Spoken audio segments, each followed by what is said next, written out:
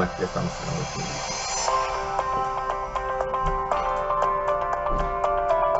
¿Qué tal, amigos? ¿Qué tal? Muy buenos días, muy buenas tardes o muy buenas noches, depende el momento en que usted esté observando este programa que nosotros estamos transmitiendo en esta ocasión desde la Ciudad de México, en la capital de la República Mexicana. Son las 9 de la mañana con 55 minutos, tiempo local acá en la Ciudad de México, 7 de la mañana con 55 minutos en nuestra sede en Ensenada, en todo el estado de Baja California.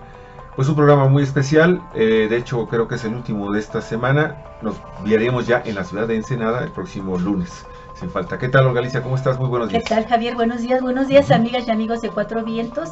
Pues como les dice Javier, nos estamos despidiendo ya de la hermosísima Ciudad de México, pero continuamos a los Cuatro Vientos porque está en cualquier parte del país, Javier. Así es. Y en cualquier parte donde usted nos escuche y quiera compartir este programa, aquí estamos. Y nos ha preparado, Javier, un programa muy padre. Te preparé un menú de medusa. Sí, un menú de medusa. ¿Qué tal? ¿Cómo ves? Padrísimo, Javier. Olindias zambiaquiensis, qué nombre, Qué ¿no? nombrecito. Es un depredador acuático y translúcido. Imagíneselos usted. Qué bonitas, además son preciosas las medusas, translúcida. Su pequeño cuerpo alcanza típicamente unos 10 centímetros de diámetro y está dotado de 38 tentáculos, para envidia del pulpo. Este animalito, Olindias, es capaz, fíjese, de proporcionar una dolorosa picadura. Usted no se deje engañar porque cuando la ve es muy hermosa, quiere hasta tocarla, pero aguas. Mucho cuidado. Es una de las 689 especies de medusas que habitan en la región sudoeste del Océano Atlántico. En Argentina solo se utiliza una palabra para referirse a cualquiera de ellas sin distinción. También aquí, Javier, Sí, se le llama aguaviva. Son diferentes. Aquí son aguamalas en México. Sí. Aguamalas, allá aguaviva. Cada verano entre 500 y 1000 casos de picaduras de medusa se reportan en Montehermoso, en Argentina. En Argentina, así es un lugar del país donde la picadura de medusa es más probable, pero no es el único caso. Y pregúntenme a mí, que ya sufrí una muy fea picadura de aguaviva o aguamala o medusa o esta olindia en Mérida. Pues pero mira, no te conocía yo, sino yo te hubiera dado inmediato. Yo te hubiera dado el remedio casero para las picaduras de las medusas. Un poco de cloro, de las aguas. No, que cloro. Hacerse pipí. Sí. Ahí donde está la quemadura. Eso dice la es buenísimo. Sabiduría popular. Ajá, es buenísimo. Mire, los bancos de medusa han obstruido redes de pesca. Fíjese nada más estos animalitos lo que han provocado. Han interrumpido operaciones de acuicultura marina y han provocado breves pánicos en playas y lugares tan distintos como Inglaterra, Japón, el mar Azov. En años recientes, decenas de plantas nucleares alrededor del planeta han tenido que cesar sus operaciones debido a la proliferación espontánea de medusas. Las mismas cañerías que toman agua de refrigeración pueden aspirar medusas en cantidades industriales. Y con decirle que hasta los barcos de gran calado, los más grandes barcos, también se exponen a sufrir a las medusitas. En 2006, el barco USS Ronald Reagan, así se llamaba el barco, ¿verdad? Así es, ¿no? Así. Bueno, hay gustos para todo, ¿no? Era un portaaviones nuclear. ¿Qué es un portaaviones nuclear? Quedó momentáneamente fuera de servicio después de atravesar un banco de medusas. Fíjate, eso es impresionante. Si usted ha visto estas meganaves, amigos y amigas, no puede uno entender cómo un banco de medusas puede afectar los motores, las hélices de estos grandes navíos. Y qué idea también para detener estos portaaviones nucleares, ¿no? Imagínate en una guerra nuclear, las medusas de aliadas tuyas. ¿Qué tal? Mire, la explosión de las medusas en todo el mundo se debe a una serie de factores que están interrelacionados.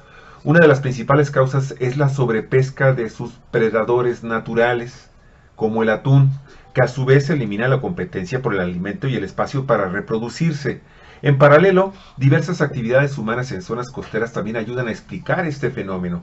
Allí donde enormes cantidades de nutrientes son volcadas al mar en forma de residuos agrícolas, Sí, por ejemplo, se producen explosiones de población de algas y plancton que consumen el oxígeno del agua y generan las denominadas zonas muertas.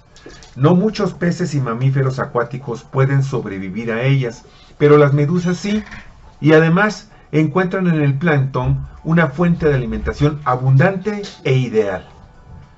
Las medusas son además uno de los pocos ganadores naturales del cambio climático, ya que su ciclo reproductivo se ve favorecido por el ascenso de la temperatura en los ciclos oceánicos. Pero hay más factores. Existe evidencia de que ciertas especies de medusa se reproducen con mayor facilidad junto a estructuras costeras artificiales, como lo hacen los corales, ¿no? Así es, los muelles. Como muelles y embarcaderos, por ejemplo. Por esta razón es difícil dilucidar si los esfuerzos por detener o incluso revertir el cambio climático representan una solución a la presencia creciente de medusas en los mares, al menos mientras se sigan generando problemas en ecosistemas costeros y cadenas alimenticias marinas. Y mire, amigos, que vaya que si los humanos hemos inventado cosas y hemos hecho cualquier cantidad de artilugios para tratar de resolver este gran problema en el que tenemos en el mar. Pero mire, hasta la fecha han existido muchos intentos para contrarrestar el efecto de estas medusas en varios lugares del mundo. Aquí le van algunos, algunas de las cosas que se han hecho. Por ejemplo, el uso de redes antimedusas en el Mediterráneo, trituradoras de acero en las quillas del portaaviones en China, así como el uso de robots asesinos en Corea. ¿Cómo ve? ¿Sí? Tenían que ser coreanos, dirían los chinos que no los quieren. Y ni así lo hemos logrado erradicar. Pero ninguno de estos intentos ha ofrecido hasta el momento una solución real y a fondo de este problema. Las redes antimedusas también atrapan todo lo que se mueve, poniendo a otras especies marinas en riesgo. Y tanto los esfuerzos chinos como surcoreanos se enfocan más en la protección de activos estratégicos como lo son los barcos, las plantas de energía, las plantas desalinizadoras que toman agua de mar, y ahí vienen también las medusas, amigos. Es muy interesante, ¿no? Sí, pues entonces están tratando de abordar las causas sistemáticas de la proliferación de las medusas. Bueno, pero también hay que decirlo, Javier, que lleguen esas condenadas medusas, esos bancos de medusas aquí a nuestras aguas, a nuestros mares mexicanos, y van a ver lo que les pasa, porque ha de saber usted que las medusas tienen un importante valor nutricional, así es que aquí, con la población que tenemos nada más aquí en la Ciudad de México, nos van a hacer faltas medusas, Javier. Son básicamente proteínas, agua y sal, con bajo o nulo contenido graso. No se les consideraría un plato principal, pero funcionan bastante bien como acompañamiento para otras preparaciones. Una buena botanita, muy nutritiva, y además no engordan. Aparte, sí, claro que sí.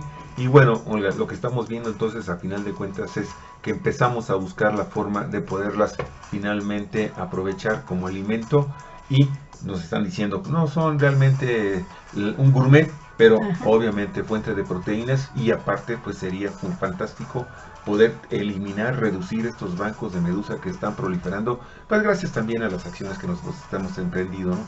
El hecho de que nos estemos acabando el atún, del cual es el predador natural, Olga, pues ya ve lo que está sucediendo también, cosas que no habíamos tomado en consideración, como otro de los efectos colaterales, ahora sí, de una pesca intensiva comercial, altamente redituable en lo económico para quienes se dedican a esta pesca, la pesca del atún, que también por otro lado la hemos sobreexplotado. Oye, y dice la investigación que quienes han probado la medusa, pues le sucede mientras se acostumbra un poquito al sabor, le va sucediendo algo así como ese producto cuya propaganda dice a que no puedes comer solo una, porque es suave y crujiente con un ligero sabor saladito y se va haciendo el paladar al gusto y terminas comiéndote una bolsota de medusas, ¿no? Pues bueno, amigos y amigas, ya les digo, ya hay personas, científicos que están dedicándose a la forma de ver de cómo podemos aprovechar como alimento a esta plaga marina, y estamos hablando de un científico argentino, Agustín Chiriati, del Instituto Nacional del Desarrollo Pesquero, que ella se presenta como sí, soy el hombre medusa, porque entre sus compañeros lo han estado bromeando diciendo, ¿cómo te fijas en eso si es altamente dañino para toda la humanidad? No, dice, vamos, tiene un valor nutricional y pues hay que meterle a la explotación comercial también para ambos sacar un provecho.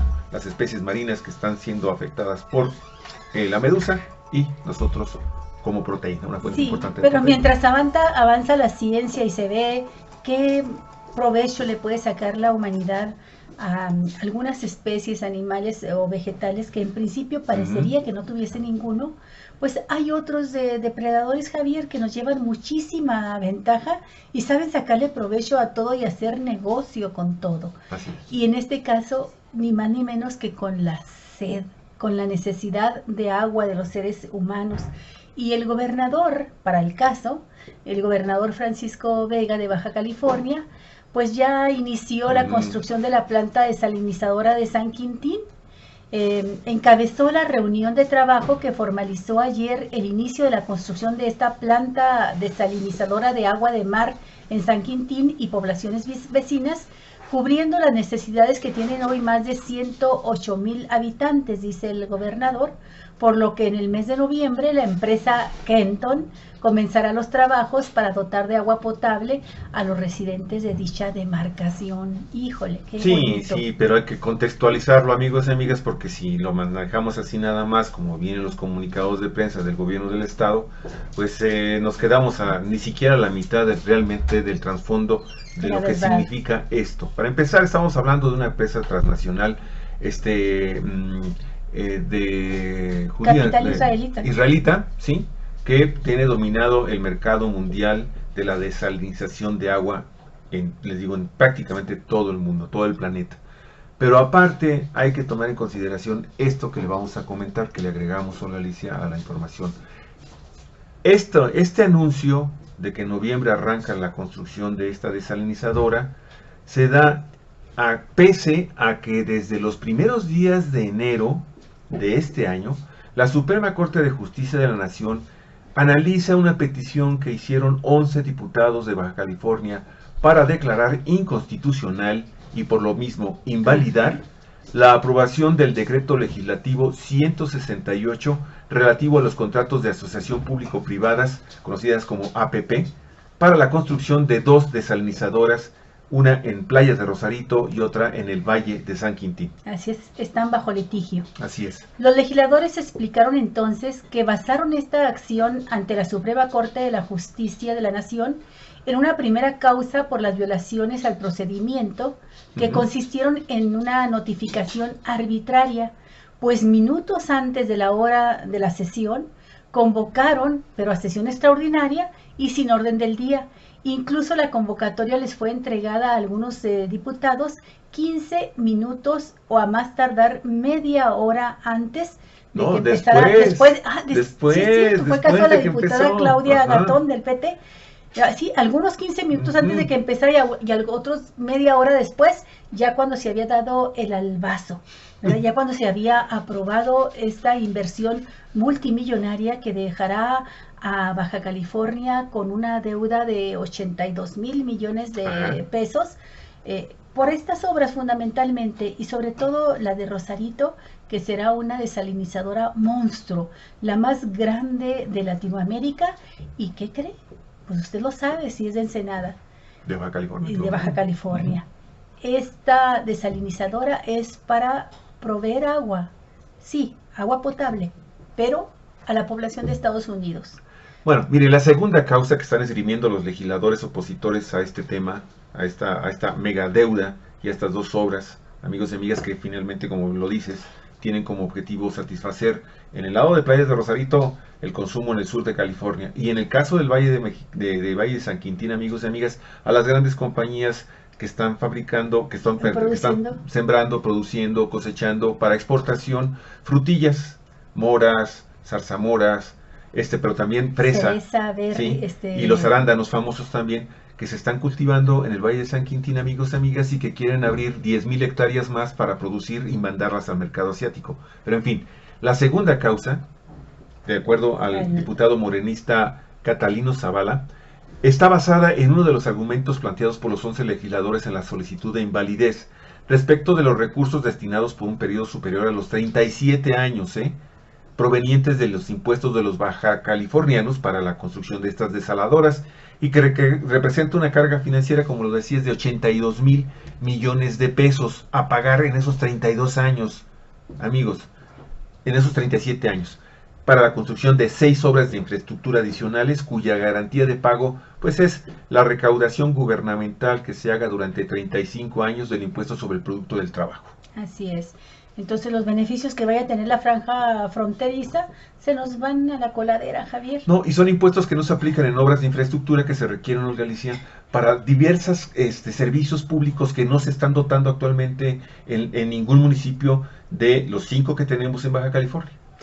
Bueno, pero mientras tanto, en la reunión de ayer del gobierno estatal, el gobernador dijo que una vez concluidos los trámites y gestiones oficiales, dando como resultado la aprobación de permisos ante las autoridades correspondientes, se procederá de inmediato a iniciar los trabajos de campo, ¿no? Fíjate qué fea y qué sucia y corrupta forma de amarrar estos contratos, estas obras, Olga Alicia, cuando sabe perfectamente bien el gobernador, como ya lo hizo cuando inauguró y puso la primera piedra de la desalinizadora en Playas de Rosarito, ya se había presentado esta petición de inconstitucionalidad por parte de los 11 legisladores, y aún así puso la primera piedra, y ahora va a hacer exactamente lo mismo en San Quintín, amigos y amigas. ¿Para qué? Usted dirá, ¿para qué? Una de dos. Si la Suprema Corte de Justicia dice, adelante, están bien los decretos, el decreto, se puede hacer las obras, se puede hacer este endeudamiento. Pues ya le avanzamos. Adelante, ya avanzamos. Pero si no, es entonces ilegal, sería ilegal, porque estaríamos hablando de contratos que no están validados, Olga Alicia.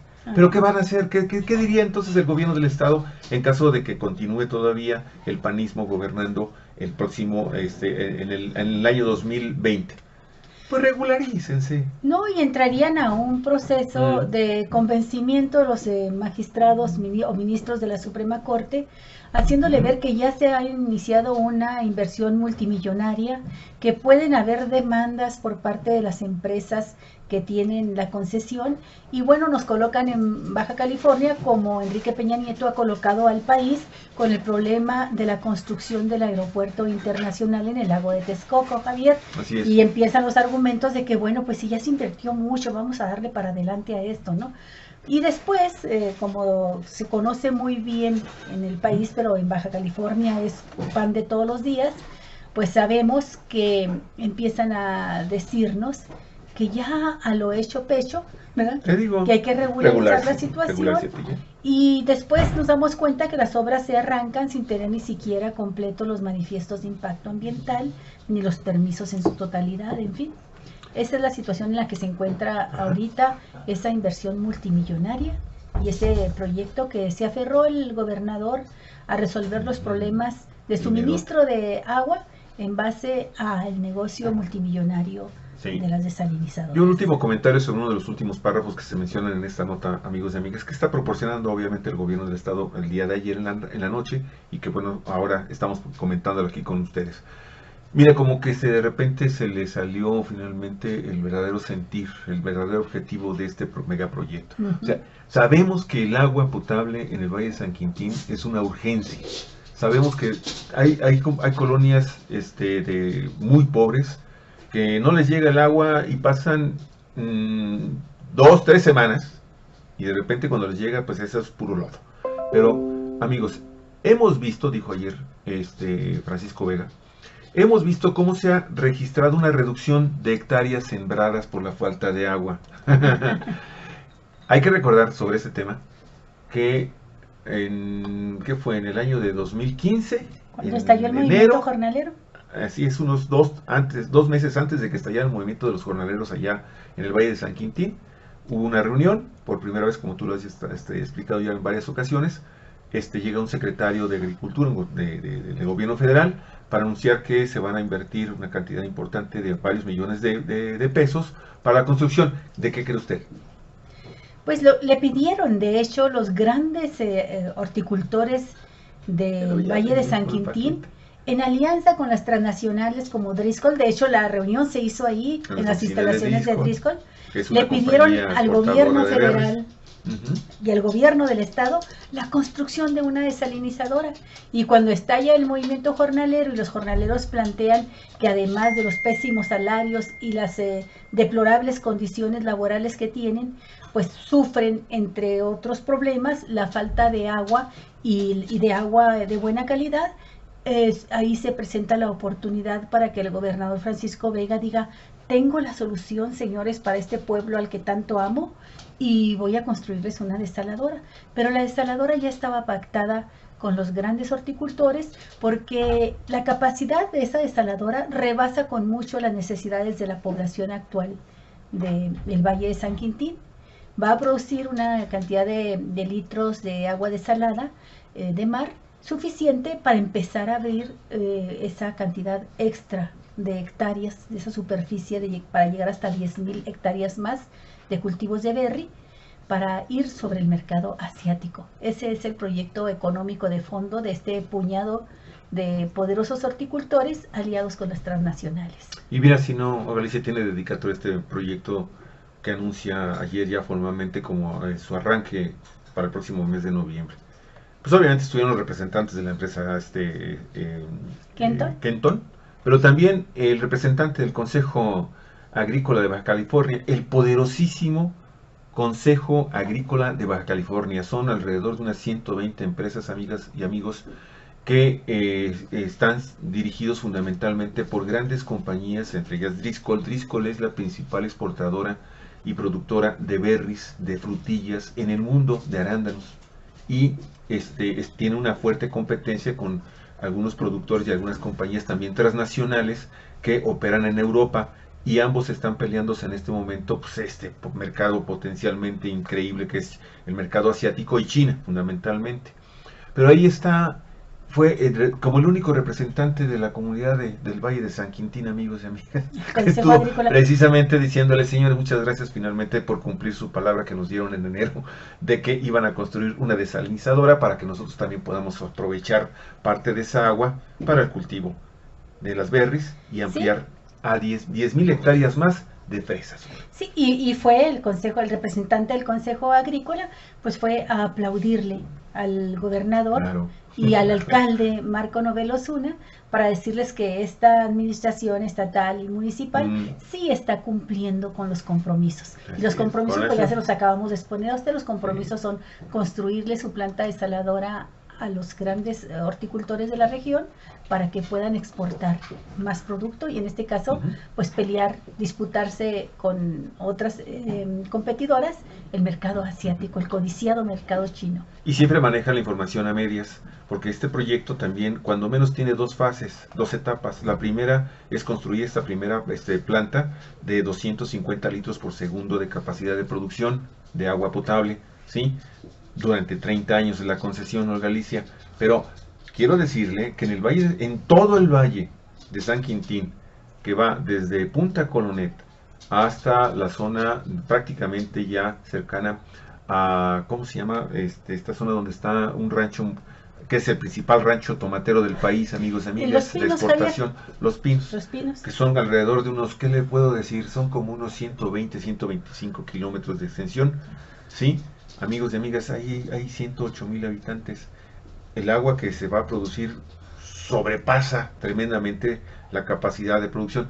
Por eso esa agua se le va de alguna forma también a canalizar a las compañías que están trabajando, tanto nacionales como transnacionales, ¿sí?, para la compañía Driscoll. Ese es el verdadero objetivo, y para eso quieren endeudar al erario de Baja California durante 37 años. Ni más ni menos.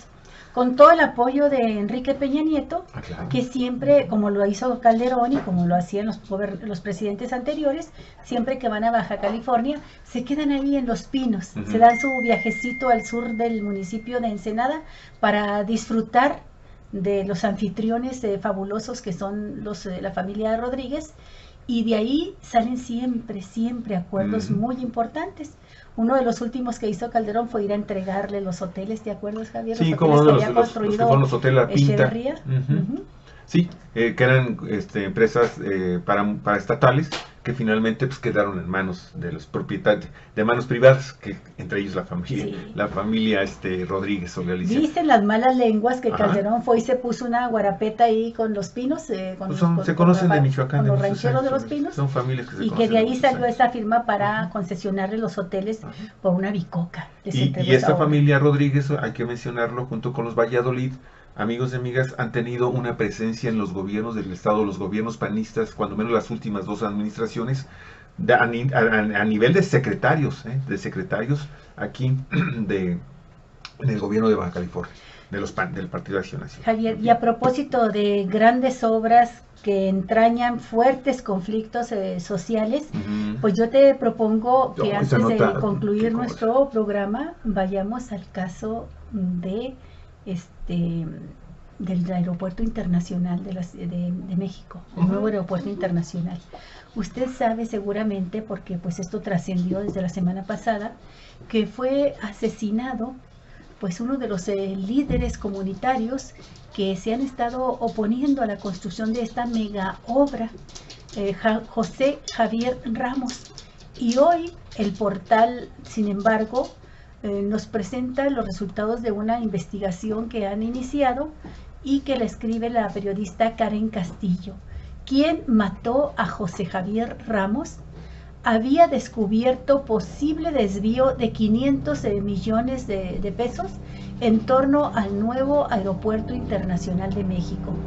La noche del 28 de septiembre, un desconocido tocó a la puerta de Jesús Javier Ramos Arriola, activista y opositor de la construcción del nuevo Aeropuerto Internacional de México, y sin más le dio un disparo en la cabeza que más tarde le quitó la vida. El tiro fue escuchado por los familiares del defensor de las tierras y del bosque. Corrieron para asistirlo. No pudieron ver la identidad del agresor. Javier Ramos no murió al instante, pero no logró sobrevivir en el trayecto que hizo hacia el hospital de Amecameca en el Estado de México. Un mes atrás, el ingeniero forestal se había unido a la plataforma organizativa contra el nuevo Aeropuerto Internacional de México. Su experiencia le había advertido que la obra de infraestructura representa un riesgo real para los territorios de la cuenca, por lo que a sus 59 años no dudó en unirse a la organización de los opositores de esta mega obra. Pues mire, este ingeniero vivió durante 30 años en el municipio de Tlalmanalco. Llegó desde el estado de Chihuahua para cumplir con su servicio social y decidió quedarse en el Estado de México para iniciar un proyecto de reforestación. Más tarde se involucró en la defensa del territorio a partir de la protección del Cerro de Tanayo, uno de los 100 cerros devastados por la construcción de este nuevo aeropuerto. Ramiro Ramos, quien es amigo de este activista, ingeniero, y ahora sé que es chihuahuense, Javier, de origen chihuahuense, asesinado, dijo de su hermano: Jesús siempre defendió el bosque, ahí estaba su corazón, y mire dónde vino a dejar su corazón. Antes de morir, presuntamente interpuso una denuncia penal ante la Fiscalía de Justicia del Estado de México por un posible desvío de recursos de 500 millones de pesos en Tlalmanalco, requerimiento que se encuentra en resguardo por la importancia del tema. Los familiares que coadyuven como víctimas podrían obtener una copia de este recurso legal que presentó días antes de ser asesinado. Sí, hemos comentado que de acuerdo con la Ley General de Víctimas, los familiares, en este caso, del ingeniero Ramos, también son considerados como víctimas indirectas y tienen todo el derecho a coadyuvar en la investigación y a que se les esté informando paso por caso qué es lo que se va haciendo y además también de sugerir líneas de investigación. Eso dice la ley. Así es. El recurso imputaba la posible participación de quien fuera presidente ejidal, José María Alfaro Reyes, en la venta de materiales pétreos, piedras provenientes de la explotación del Cerro del Tenayo a la empresa Coconal para su uso en las obras de construcción del nuevo aeropuerto. Son estas pequeñas corruptelas, Olga Alicia, las que han definitivamente impactado el costo de esta mega obra que impuso al país Enrique Peña Nieto. El cúmulo de todas estas pequeñas corruptelas, amigos y amigas, han generado finalmente también que se esté desatando una ola ahora de persecución, de amenazas, y hemos visto ahora, desafortunadamente en el caso de este ingeniero, ¿sí? Pues el asesinato, la criminalización, lo máximo a lo que puede llegar una persona cuando alguien se interpone para que logren sacar la gran ganancia en estas mega obras que se prestan para esto y para muchísimo más. Bueno, muy triste, muy lamentable. Así es, Javier. Tenemos todavía 15 minutos. Si nada más recordarles que en la marcha del pasado 2 de octubre participaron de manera muy combativa varias comunidades encabezadas por la luchona comunidad de Atenco, que se opuso desde un principio al proyecto original de Vicente Fox de construir en sus tierras un aeropuerto, el nuevo aeropuerto internacional, porque pues les expropiaban sus tierras de cultivo, les daban una baba de perico, ¿no? Por sus tierras, se opusieron, les costó vidas, les costó heridos, les costó cárcel y una pelea de muchos años para liberar a sus presos políticos. Y ahora, bueno, se unen a las comunidades aledañas también al lago de Texcoco, y el pasado 2 de octubre se manifestaron decididamente en contra de esta obra.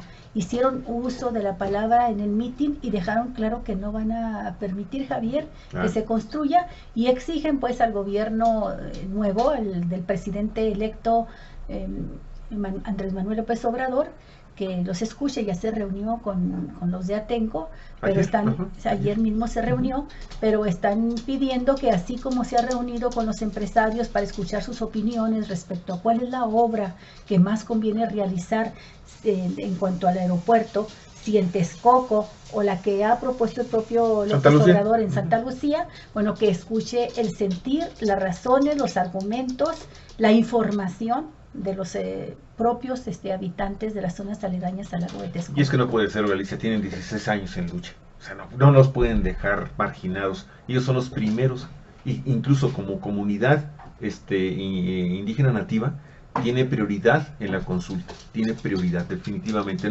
Jamás fueron consultados, se les impone este proyecto. Amigos, ellos viven de lo que están explotando ahí desde un punto de vista sustentable en esa región, sin la gran contaminación y destrucción del ambiente que se está haciendo en esta mega obra.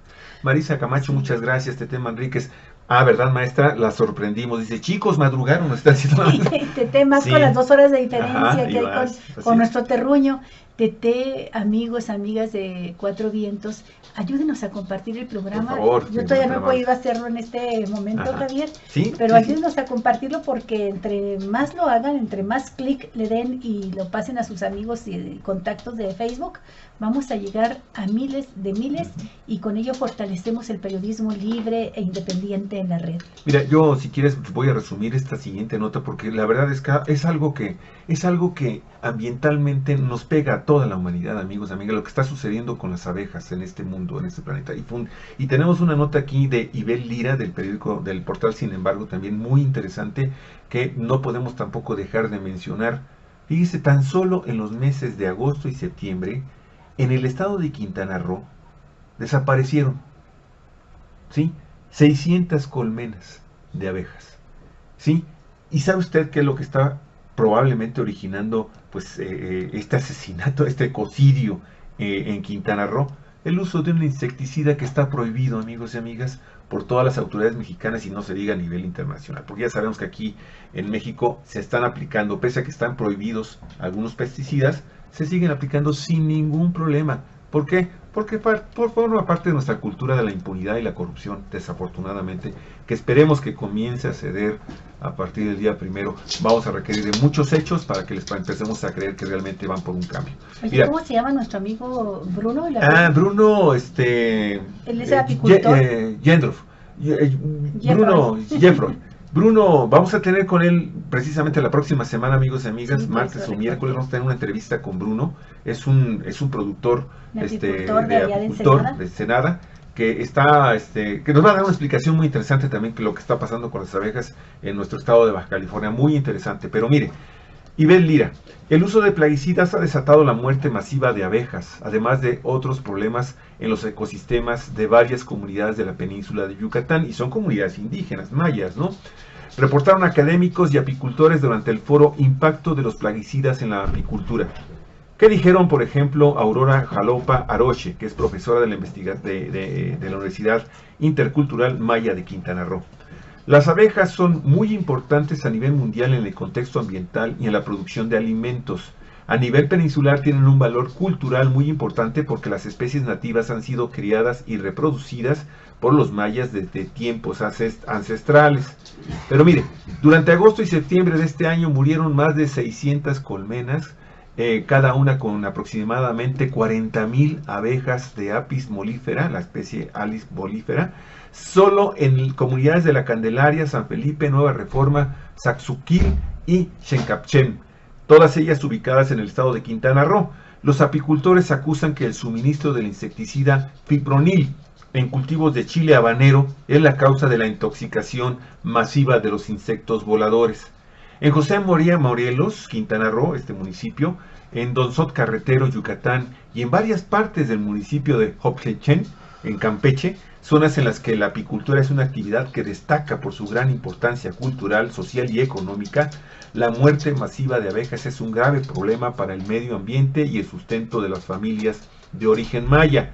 Y mire, recientemente, durante el foro celebrado en Campeche, apicultores explicaron que antes de morir, las abejas mostraron signos de desorientación, lengua expuesta, que es con la que están recolectando el polen de amigos y amigas, ¿sí? Y también dificultad para volar. También ya se hace un análisis de laboratorio a fin de orientar a los apicultores y colaborar con la toma de decisiones más acertadas para buscar el establecimiento de un marco legal que mejore la regulación y vigilancia de la aplicación de productos agroquímicos. Lo cierto, amigos y amigas, es que nada se va a poder lograr si las autoridades no hacen lo que le corresponde. Si alguien está utilizando pesticidas, insecticidas que son dañinas para el ambiente, tienen que ser modificadas y tienen que ser sancionadas quienes estén aplicando estos productos, estos agroquímicos, porque de lo contrario, amigas, tarde que temprano la vamos a pagar. Acuérdese de mí, a lo mejor hay jóvenes en este momento que están escuchando 17, 16 años el programa. Acuérdense de lo que estamos diciendo cuando ustedes tengan 40, 50 años y vean la situación de hambrunas, porque se han dejado de polinizar muchas plantas que son el sustento de nuestra alimentación. Así es, Javier. Regularmente uno piensa, bueno, están en peligro de extinción las abejas, pues no vamos a tener miel. Además, yo como muy poquita miel, casi nunca, algunos ni nos gusta. Pero no se trata de eso, se trata que son polinizadoras, las abejitas, estos insectos, y entonces ponen en riesgo toda la agricultura. Por gran parte, muchas especies agrícolas las ponen en alto riesgo. Y la desaparición de este pequeño animalito, de este insecto maravilloso, nos puede provocar, lo que dice Javier, grandes hambrunas en el planeta. Mucho me temo, querida maestra Tete Manríquez, de que en tus murales de concientización, estos murales que estás creando con el artista Noche, vas a tener que incluir a las abejas. Claro, sí, porque están también en un gravísimo peligro, y eso también es una alerta amarilla para la humanidad, porque también dependemos muchísimo de ellas. Laura Mendoza, muchas gracias por estar con nosotros, que se unió Norma La Madrid. ¿Qué tal, Norma? Muchas gracias por estar en el programa. Ayúdenos compartiéndolo, por favor. Se los pedimos en este momento porque la verdad sí andamos con un poquito de prisa. Joaquín Gabriel Bolio, ¿qué tal? Saludos. Hola, Joaquín, qué gusto saludarte. Días. Muy buen día. Muchísimas gracias por estar con nosotros en sintonía. Olga, y la siguiente nota de carácter nacional, la verdad, esto de veras es de indignación, pero parece ser, como dice esta red de la defensa de los derechos de los niños, de los menores en este país, parece ser que no nos importa. En México, 4,980 niños, niñas y adolescentes desaparecieron durante el sexenio del presidente Enrique Peña Nieto, según datos oficiales. Alertaron durante la Conferencia Nacional por los Derechos de los Niños, las Niñas y los Adolescentes. Estamos hablando de que más del 10% de la cifra oficial que se conoce de las desapariciones de personas que han sido reportadas, más del 10% son niños y niñas. Increíble. Así de grave es este problema. A esto nos referimos cuando hablamos de una crisis humanitaria que está sufriendo el país entero. Dice, cuando pensamos en desaparición en este país, la cifra fluctúa entre 37,000 a 40,000 personas de acuerdo a registros oficiales. Seguimos pensando en adultos, incluso en varones adultos. No tenemos presente que más de 6,467 personitas son niños, niñas y adolescentes. Si nos ubicamos en los rangos de edad de 15 a 17 años, de 8 de cada 10 son mujeres adolescentes. 8 de cada 10 mujeres adolescentes de 15 a 17 años. Dijo Juan Martín Pérez García, director ejecutivo de la Red por los Derechos de la Infancia en México. Y la inmensa mayoría de estas jovencitas, pues la raptaron. Sean elementos de bandas criminales, sean elementos de Estado, militares también, ¿no? Así, puede ser. Que se las raptan muchas veces para abusar de ellas sexualmente. Ajá. Y a veces asesinarlas. Pues Juan Martín Pérez dijo, nos preocupa profundamente que sigue siendo un tema invisible, que no se coloca en las agendas. Y dijo también que de acuerdo con datos disponibles, cada día desaparecen 4 niños, niñas o adolescentes y se asesinan a 3.6 de estos niños, de estas niñas y de estos adolescentes cada día. 3.6, casi 4. Estos datos en cualquier otro país representaría un escándalo internacional. En México no. En México pasan desapercibidos. Pero no solo en México, Javier. Tú ve, por ejemplo, los noticieros de CNN, ya nos tienen hasta el gorro de veras de... Desde que empieza la cadena noticiosa hasta que termina, que no termina nunca porque son las 24 horas continuas, nos están hablando de la violación de derechos humanos en Nicaragua, en Venezuela, y cuando te vas tú a las cifras de víctimas, no es que hagamos menos el dolor, el sufrimiento y las tragedias que viven en esos países, pero no es nada comparado con lo que sucede en México, y CNN casi nunca toca estos temas tan dolorosos de los mexicanos. ¿Por qué? ¿Por qué nos preguntamos? Muchas veces hay defensores de derechos humanos y organizaciones que estudian el tema y dicen que porque son muy grandes los intereses, que están muy relacionadas ya la economía mexicana con las grandes empresas transnacionales y que no quieren mover el agua porque están por encima de todos sus intereses económicos, ¿no? Así es. Bueno, ¿qué tal, Beatriz Watanabe? Qué gusto saludarte. Elvira Monroy también, muchas gracias, muy amable por estar con nosotros, al igual que a LG Ramírez que se están uniendo. Oye, Olga, y bueno, pues yo creo que podríamos cerrar con esta nota. Fíjate que otra vez volvieron a asesinar a otro periodista allá, y el segundo en Chiapas en los últimos 11 días, amigos y amigas. Una nota de José Luis Sánchez Macías del portal Aristegui Noticias. Ayer miércoles el periodista Sergio Martínez González, editor del periódico chiapaneco Enfoque, fue asesinado a balazos cuando desayunaba acompañado de su esposa en una fonda ubicada en un tramo carretero de la Tapachula Talismán en el municipio de Tuxtla Chico, entidad fronteriza con Guatemala. Según los primeros reportes, 2 personas a bordo de una motocicleta llegaron al negocio cuando uno de los agresores bajó del vehículo y accionó un arma de fuego en contra del periodista, quien cayó muerto mientras su esposa resultó herida. Los servicios de emergencia arribaron al lugar mientras peritos realizaron las diligencias de ley. Mire, y hay que recordarlo, ¿no? El pasado 21 de septiembre, el también periodista Mario Leonel Gómez Sánchez del periódico El Heraldo de Chiapas fue asesinado a balazos cuando salía de su domicilio en el municipio de Yajalón. Según la organización Artículo 19, con el homicidio de Martínez González, son ya 8 los periodistas asesinados en este año.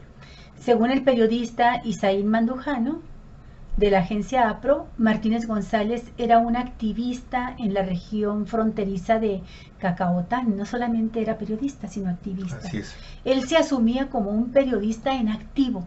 Algunos otros no lo consideraban así, pero era un ciudadano que hacía uso de su derecho a la libertad de expresión para informar, cuestionar, criticar y denunciar el estado de cosas, las injusticias que se suscitan en esa zona, dijo Mandujano. Así es. Y esto me hace recordar, Javier, que la esposa también del periodista asesinado el 21 de septiembre, la esposa de Mario Leonel Gómez Sánchez, también allá de Chiapas, en una declaración muy valiente, en una entrevista que tuvo con Carmen Aristegui, dijo: a mí que me pongan enfrente, y citó los nombres y cargos de algunos jefes militares destacamentados, como dicen, en la región. Dijo: pónganmelos enfrente y yo voy a reconocer a la persona que es el presunto homicida. Y obviamente nunca le pusieron el frente a nadie. Sí, eso es lo que estoy pidiendo, que me los pongan enfrente. Y es que seguramente concluimos nosotros, después de conversar sobre este tema, que su esposo le debe haber comentado dificultades que tenía con estas autoridades, y le debe haber mostrado en algún momento las fotografías, o posiblemente hasta las publicó, porque ella, muy segura y muy valiente, hizo este señalamiento. Dice: solamente estoy pidiendo esto a las autoridades, que como viuda, como víctima indirecta, me permitan ver los rostros de estas personas, ¿no? Así es. Olga, y para terminar, no podemos tampoco dejar de mencionar, ahora sabemos también a quién le debemos el fracaso de este país desde el año 2006, Roberto Madrazo. ¿Se acuerda usted de Roberto Madrazo, que fue candidato del Partido Revolución Institucional a la presidencia de la República?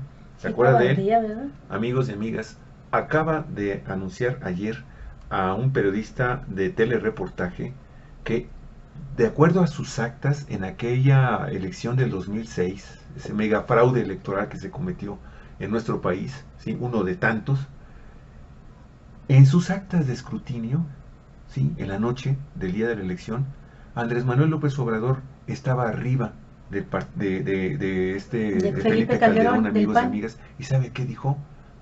Pues no lo denuncié porque nadie me preguntó. Ahora resulta, ¿no?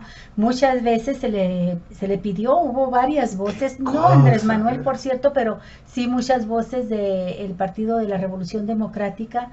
Hubo legisladores que estuvieron pidiéndole, Javier. Hubo los otros partidos aliados al PRD que postularon en el 2006 a Andrés Manuel, que le estuvieron pidiendo al PRI que diera a conocer sus cifras, y el PRI se quedó calladito, y además desarrolló una estrategia que luego pagarían el favor, ¿verdad?, de permitir, cuando se hizo la toma del Congreso por parte de los perredistas y sus aliados, para evitar que Calderón tomara protesta como presidente, los priistas le abrieron la puerta por atrás. Acuérdese que entró por la puerta de atrás Calderón a tomar protesta.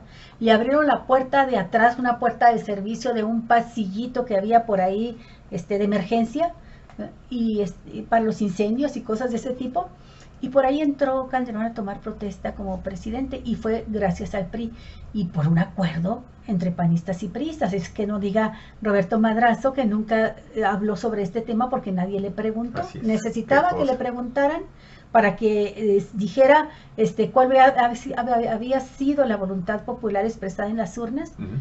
Bueno, pues ahora viene a decir que no le preguntaron. Ahí le va el diálogo, así sintetizado, que tuvo Madrazo pintado con el periodista Emanuel Civilla. Le pregunta al periodista: ¿ganó Andrés Manuel? ¿Sí? Y le dice, le contesta el veterano político: en mis actas estaba arriba Andrés Manuel. ¿Por qué no se las diste a Andrés Manuel?, le replantea el periodista. No sabía que Andrés Manuel, que no tenía Andrés Manuel que tú, porque no me las pidieron, dice, porque no me las pidieron. Y no sabía Andrés Manuel que tú tenías ese resultado, o no lo sabía, ¿sí?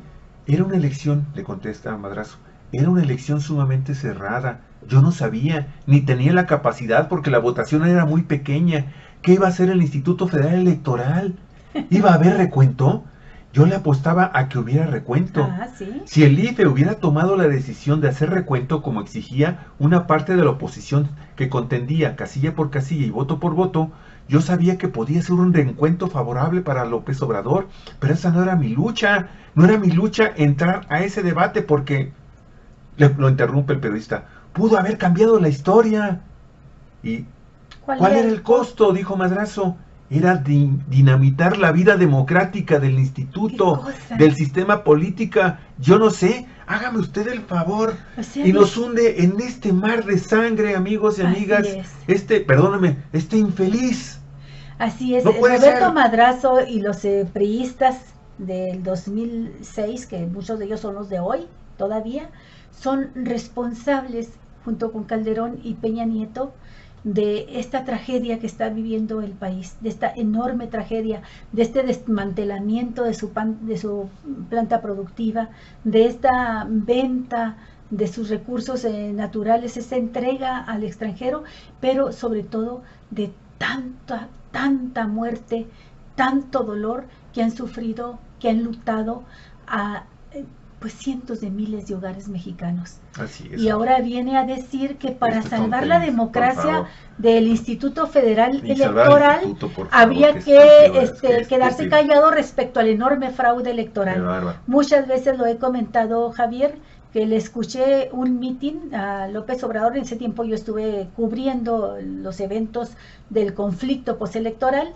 como periodista, y le escuché en un mitin decir que el robo de las elecciones no se quedaba en el simple hecho de que no se había respetado la voluntad popular y de que le quitaban a su partido y a él la presidencia de la República, sino que iba hacia siempre dice, que se violenta la voluntad popular en las urnas, se entra a un proceso de descomposición de la sociedad, descomposición del país. No sabíamos a qué grado íbamos a llegar y qué ciertas eran estas palabras, porque todos lo que sí sabemos es que Calderón, en un intento por tratar de legitimarse y asentarse en la silla presidencial, lanza esta declaración de guerra al crimen organizado, diciendo quién se va a oponer, ¿verdad? Se van a ver como antipatriotas.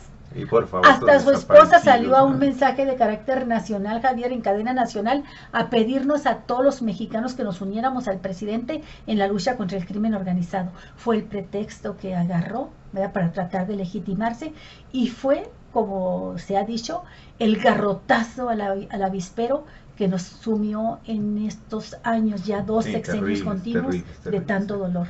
Y ahora viene Madrazo a decir a darnos este madrazo. Que nadie le pidió las actas, sus documentos electorales, y que pues era muy peligroso desestabilizar al IFE. Fíjate, quiso corregir un poquito al final de la entrevista diciendo, bueno, lo que pasa es que me faltaban algunas actas en zonas donde pues había voto panista, y eso pues podría cambiar la votación. Pero le dice el periodista, oye, pero todo esto no lo habías dicho. ¿Cuál fue su gloriosa contestación, amigos y amigas? No me lo preguntaban. Pero fíjate, no es que no tenga conciencia, Javier, porque él mismo en esta entrevista, fíjese, yo sí quiero subrayar esto, Javier. En esta misma entrevista dice, creo que le ha hecho mucho daño a México el fraude electoral, la antidemocracia, esto que estamos viviendo de inseguridad, de violencia, esto que es lamentable, horroroso, de los muertos que ponen en 2 trailers. Todo eso es producto del fraude electoral de 2006, porque se desató la violencia.